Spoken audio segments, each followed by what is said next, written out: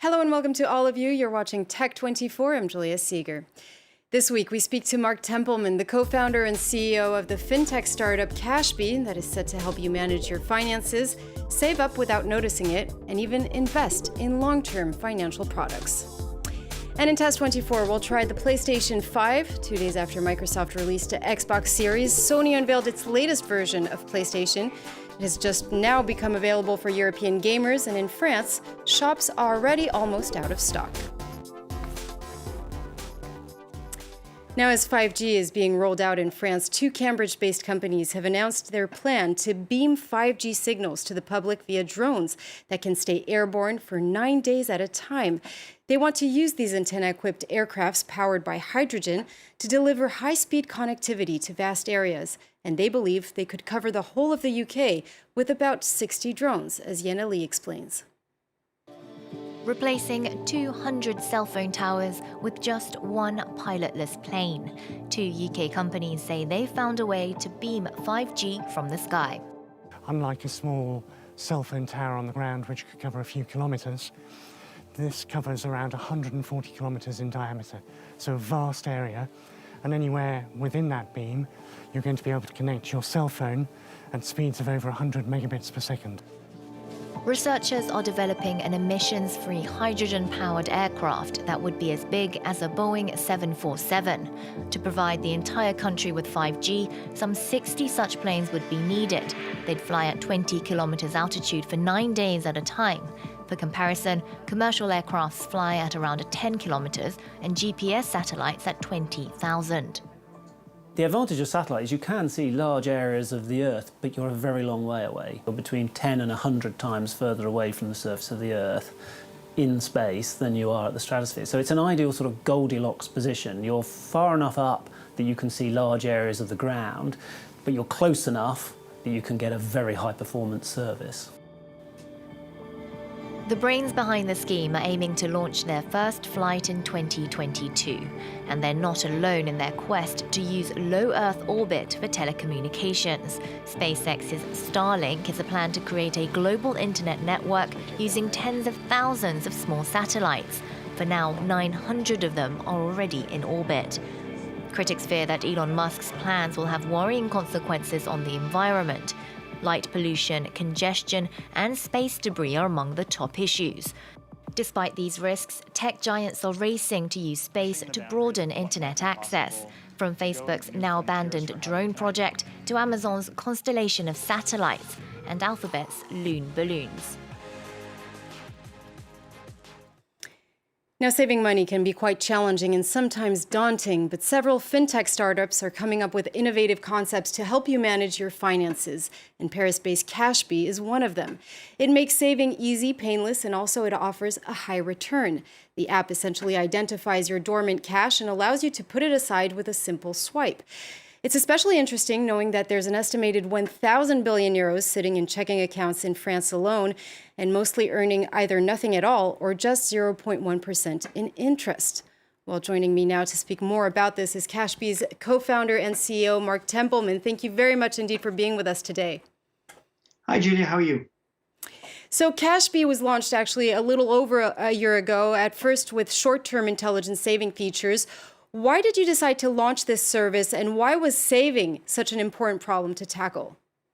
Well, you've addressed a few of the issues already, but clearly there's this massive paradox in Europe whereby Europeans are pretty good at saving and putting money aside because we all realize that we must save to secure our financial futures. It's today more important than ever before, but we do a pretty poor job at it because we haven't been trained to do it. We've never been taught how to handle money. And as a result, to your earlier point, we've got 1,000 billion euros sitting on accounts that earn strictly nothing. We thought that that was a problem that we absolutely needed to address. Now, you've just announced the launch of a long-term savings service, a 100% digital mobile life insurance policy in just a few clicks. Tell us more about that. So our initial product was indeed the one you mentioned, which is just to put dormant cash to work and to get you into the savings habit. But once we've achieved that, the real goal is, of course, to distinguish between the short-term cash that you must be able to instantly access at all times, which our initial product does, but to also put aside long-term savings, for which you're supposed to seek a higher yield. And for that, we've designed this particular product, which is the first ever 100% mobile long-term savings product available in France in the form of a life insurance contract, and which also, by the way, is 100% ESG, meaning that we think that investments and earning a decent yield can absolutely be compatible with being responsible and investing responsibly. Now, the lockdown due to the global pandemic has clearly boosted the use of online banking platforms. What trends did you identify in the last few months, and what is the profile of users who are ready to fully adopt the online banking experience? So it's a very good question. And of course, we are beneficiaries, so to speak, of the lockdown. Because when in lockdown, well, people simply can't spend and are almost by definition slightly more anxious than they usually were. So as a result, they put more money aside than ever before. I think the savings rate in France at a certain point hit 27%, which is astounding. So obviously, we've strongly grown during that period. We continue to strongly grow. But what's really interesting about all this is that whilst we all believe that Generation Z and today's youngsters are born with a mobile in their hands and are the primary users of digital and mobile services, what we've actually found is during the confinement and during the lockdown, quite a lot of, I wouldn't call them older people, but people of my age, 30, 40, and even in their 50s, are quite happy to switch their habits and to start adopting digital and mobile usages. Clearly, it is much more convenient. Clearly, from a sanitary perspective, it's also better. And if you can do everything and all of your cash management from home, why wouldn't you? So, to make a long story short, we of course have benefited from the confinement, but we think that the long-term trend was heading towards more mobile banking services anyway, and we're clearly benefiting from that as well. Marc Tempelman, the co-founder and CEO of Cashbee, thank you very much indeed for taking the time to speak to us today. Thank you for having me, Julia. Thank you. And we're now going to turn to our tech editor, Peter O'Brien. Hello and welcome, Peter. Thank you. So is there any reason left for any consumer to actually want to stick with traditional banking? Yeah, it's a good question. Well, there's been a saying for a few years now that people are actually more likely to leave their spouses than they are to leave their banks. And, we don't have the latest figures on that. So I don't know what that says about couples or about banks, but a lot to read into it. But with obviously COVID, we don't know how that might have changed now. But what we do know is some research that the Economist's Intelligence Unit has done. They analysed 10 million online conversations about personal finance. And they found out several things. They found out what people thought about challenger banks and what they thought about traditional banks. So typically, challenger banks are seen as exciting, innovative, and a better user experience overall, whereas traditional banks are considered to have greater security, greater privacy, and be more reliable and trustworthy. Now, who has the edge going forward, do you think? Right. So as our guest said, I think it's probably the challenger banks, right? Because traditional banks are seen as this safe option, but that's only because they're time tested. But obviously time will change, and that will allow these more innovative banks to come through. Neobanks offer much better service in terms of the user experience, categorizing your spending automatically managing your savings, easy and cheap trading on the stock market, free currency conversion, all sorts of things like that. So it's no wonder that traditional banks are really trying to improve their digital and their customer experience. Now, on a more personal note, you moved here to Paris a few years ago before you used to live in London, and it's truly a UK fintech hub there. What was your experience coming over here when it came to banking? Yeah, so I was shocked to go into a bank on the high street and see that I had to pay monthly for my bank, right? I know that that's the case in several countries around the world, but I was still sort of like, this seems old-fashioned to me, right? But since I've moved about 4 years ago, fintech in France has really flourished, and the non-profit France Fintech actually says that fintech startups raised 700 million euros last year compared to just 365 million the year before. Well, thank you so much, Peter O'Brien, our tech editor there. We're going to move on now to Test 24.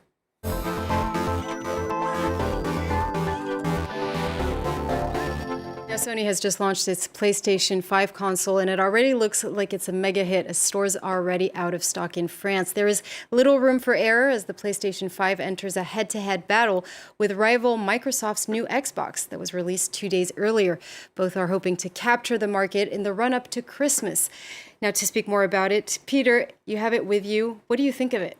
Well, I think it's very big. It is quite big. Yeah, it's massive. So big that it doesn't fit into my drawer where I keep my PS4. So I think I'm going to be waiting for a slim version if they release one of those. And in terms of the design, I think it looks amazing on this set. The colors are perfectly coordinated, but in most people's sitting rooms, I just can't see it really fitting into the decor. But what I do like the design of is the controller. And it's not just the way it looks, but the way it feels as well. It feels absolutely amazing because it's got this haptic technology. And that allows you to really feel whatever surface you're running on or driving on. Here I am in Astro's playroom.